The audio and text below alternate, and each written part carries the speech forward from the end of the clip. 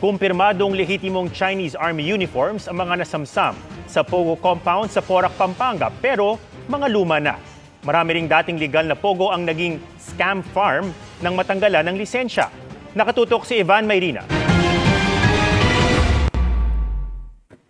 Hindi pa nangangalahati ang Presidential Anti-Crime Commission sa paggalugad sa mga gusali sa 10 hektaryang Pogo compound sa Porac, Pampanga. Pero libu-libong computer nang nababawi at patuloy pang dumarami ang mga nababawing ebidensya. Kabilang sa mga pinakaagaw atensyon sa mga yan, ang mga iba't ibang umano'y Chinese military uniform. Sa pakikipag-ugnayan ng PAOK sa intelligence community, lumalabas na lehitimong uniforme ang mga ito ng Chinese Liberation Army, pero luma na. Sa ngayon, wala pa naman daw malinaw na ebidensya ng pang-ESPN na gaganap sa mga Pogo hub na ito. Pwedeng may isang veteran na veteranong pulis o veteranong sundalo na nagtatrabaho dyan o may-ari dyan. That's one. Yung isa ay yung pinakamalala, baka naman meron nga talagang military spies na embedded dito sa ating mga illegal na mga online gaming farms na ito. Bear in mind, these are scam farms. These are what I dub as conduits of money laundering, no? So, medyo malaking problema po ito para sa bayan natin kung mapatotohanan natin na meron nga nakapasok na mga espiya sa mga scam farms na ito. Nasa temporary detention facility sa Pasay ang mahigit 100 nahuling Pogo workers. Maraming nasampahan ng reklamong paglabag sa mga panuntunan ng immigration, pero hindi sa kanila nagtatapos ang pananagutan dahil sasampahan ng kaso mga mapapatunayang sangkot mula sa mga manager, mga nantotorture at hanggang sa beneficial owner. Sa pagtaya ng PAOK, marami sa mahigit 4 ang kinansilang internet gaming license sa mga Pogo, naging mga scam farm na. Sa huling bilang nila, base sa listahan binigay ng PAGCOR na biniwian ng lisensya, 58 ang aktibong scam farm, pero mas malamang na mas marami pa ang bilang na ito. Pinakamarami sa Metro Manila, Central at Southern Luzon. The number of scam farms that are operating out there could be anywhere between as low as 58 to as high as 402. Siguro the median number would be 300. Now, nasaan po sila? Nagkalat po sila, but they're all over the country. Pero sagot nga ba sa problema ang pagbabawal ng tuluyan sa mga Pogo? Nauna nang sinabi ng PAGCOR na tutol sila sa total ban dahil lalong mawawala ng kontrol ang gobyerno sa mga ito na hindi naman titigil at bagkus ay magiging patagulang ang operasyon. Ang PAOK sinabi ring hindi basta-basta total ban ang solusyon. Pati itong PAOK hindi rin agree sa total ban. Pero sila na malala na itong Pogo-Pogo na to. Hindi ko maintindihan eh. So, basically, ang sinasabi at ini-imply nito mga grupo na ito, itong PAOK, pati ang PAGCOR, hindi, okay naman yung Pogo. Masama lang talaga mga Chinese at saka pinasok na tayo ng Chinese. Kasi kung talagang nakikita mo, sabi nga nito, ito tagapagsalita nito, lagi niya sinasabi, magugulat kayo kung sino ang nasa likod ng Pogo na yan. Yeah, ganyan-ganyan pa siya eh. May sinabi pa siya gano'n. Yung pala, hindi rin siya agree na total ban. What? Ano to? Ano to lahat tong ginagawa ninyong re-reveal sa mga Pilipino na may mga ganyan? Ibig sabihin, tinatakot nyo lang. Kasi kung talagang totoo, naniniwala kayong totoo na ganyan na kalala ang mga Pogo sa atin, bakit hindi nyo na ipanukala sa presidente, ipanukala sa mga senador na itotal ba na yan? Kasi malala na talaga. Kasi nakita mo na eh. Diba? Nakita mo sa mata mo. Malala no? May mga Chinese spy. May mga Chinese gano'n. Kung talagang naniniwala ka ha, naniniwala ka na may Chinese spy, na ibig sabihin, malala. Tama, mali. Bakit ayaw nyo? Ibig sabihin, it's either hindi talaga totoo, alam ninyong hindi kayo kumbinsi na may spy, pero in-exaggerate nyo lang, o baka naman yung sinabi kong takti na ginagawa ng iba. Alam mo yung sinagawa ng iba? Raid kuno. Mga fake news na raid din. Hindi fake news. Mga fake raid. pupunta, i-raid, para Hindi ko sinasabing ginagawa nitong PAOK tip, itong PAOK kung sino man yan. Okay? Pero may mga ganong fake eh, di ba? Yung magre-raid sa Chinese KTV, pupunta lang, taas ang kamay, mga pulis, baba, dapa, mga ganon. Tapos titingnan yung Bolt. Tapos wala tayong makikita sa media na ang dami nilang pinipresenta, baril, iba-ibang passport, iba-ibang ID. Walang pera. Kung meron man, barya lang yung pinakita. Pogo yun pero barya lang yun nandun sa Bolt. Imposible. So, meron ganun. Yung tinatawag na raid, na ano talaga ang tawag dun robbery. Raid robbery. Di ba? Nire-raid tapos ninanakawan. Or, ayaw nyo magbigay Nagtataas kami ng katkong namin dito. Ayaw nyo magbigay. Sige, i-raid namin kayo. Di ba? I-raid namin kayo kasi para taasin niya yung katkong namin. Kasi nagagalit yung si boss nagagalit Kasi yung si boss, sinisingil daw siya ng boss niya. Ng katkong ng boss niya. So, dapat si katkong ni boss, may katkong pa rin siya. Tapos may katkong, ako din. Paano ako? May katkong din ako. O, diba? Hindi hold up Hold up kasi parang hinold up Ito talagang robbery. Ninakawan. Kinuha. As in, pumasok, kunwari, in the light of raid, pero pumasok, kinuha, ninakaw. Robbery. Diba? Hold up kasi, hold up, taas ang kamay, akin yung pera mo, ganun. Diba? Ganun yung hold up, yung hulid up. Ito hindi hulid up, ito robbery. Oh. Pag-iban natin, papaano natin sila mapapasara na hindi sila mag-ooperate lang under the radar? Kasi Sir, simple. Kaya sila binibigyan. Alam mo, ang lusot ng mga LGU, may permit yan sa PAGCOR Kaya namin, wala kaming choice kung hindi magbigay ng permit. Tama, mali. Hello? Di ba yan ang palusot ng mayor dyan sa Pampanga, pati mayor din ng Bambang?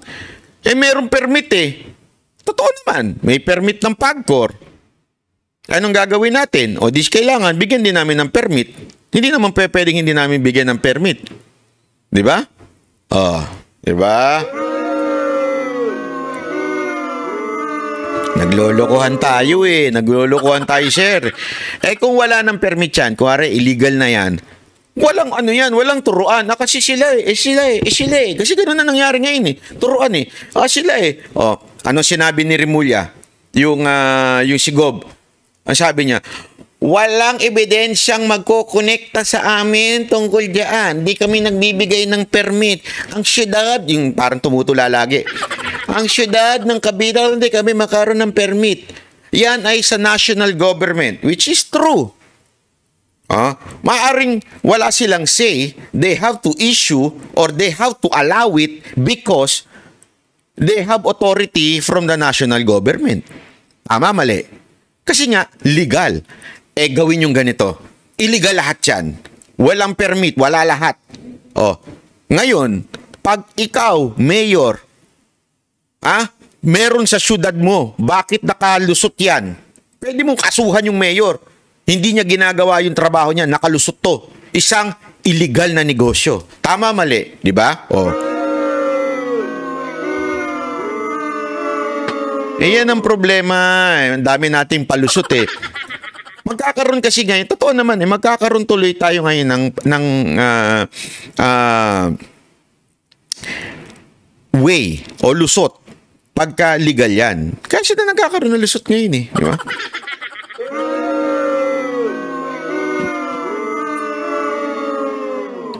Turuan sila ng turuan Hindi kami nagbigay ng permit niyan, PAGCOR. Bakit may mga nangyayari? Kasi hindi namin pwede. Totoo naman Hindi naman nila pwedeng pasukin yun. Yung LGU, hindi nila pwedeng pasukin yun kung may permit sila. Private, entity na yun. Kumpanya na yun. Private na yun. Pero pwede nilang pigilan yun kung sakasakaling illegal yan. Kasi, hindi na nila kailangan sabihin, anong negosyo to? Hindi nila alam. Di ba?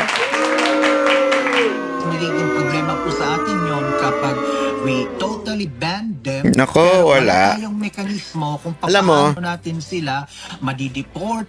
walang mekanismo. Palusot. Sus. Yan ang tinatawag na pag gusto may paraan, pag ayaw, ang daming dahilan. Di ba? Ang daming yung palusot. Ay kung illegal yan, kasuhan nyo yung mga lunsod na napinapayag. Ay, simpleng-simple, katarantaduhan naman yan. Tangin na, gaguhan naman tayo. Sir, halimbawa, sabungan. O kunwari, yung illegal na sabungan ha, pag illegal yun, kaya lang, illegal din kasi yan eh. Kakalusot din sila eh. Kaya ang hirap eh, di ba? Wetting. Yan. Pagka, hindi, kasi ang wetting, hindi naman tao-tao yun eh. Pag may isang negosyo, yan, bahay kan... Sorry. Bahay pakangkangan. Bahay pakangkangan. Di ba? Kunwari, isang bahay na putahan, ganon. Bawal yan, di ba? Ang prostitution, bawal yan. Pero may isang bahay ng nandoon yung mga prostitusyon. Pwede ngayon hulihin ng ng mayor yun. O kaya, nuhuli ba ng mayor yun? Parang hindi rin, Parang humihingi lang sila eh. Pahingi naman babae dyan, tsaka na yung hindi ko hulihin yan. Hindi, alam mo yun, sabihin, kalimbawa yun, di ba? Pagka merong may nangyayaring hindi maganda doon, pwedeng hindi isyuhan ng mayor, pero gini-isyuhan din ng mayor eh. Bakit sa Quezon City, daming ganyan. Sa Pasay, dami rin ganyan. Hindi ko nga alam paano nakakalusot yung mga yun, Di ba? Isipin nyo, paano nakakalusot yung mga yun? Kala ko babawi lang kangkangan.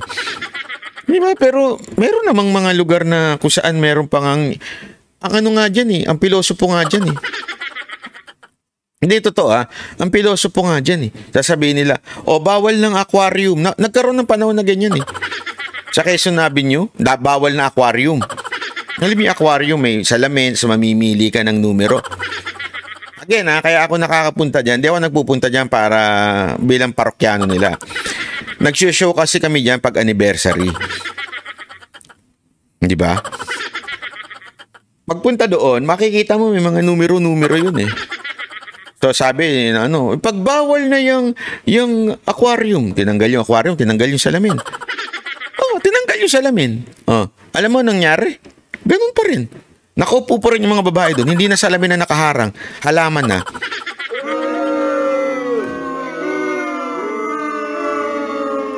Ganun.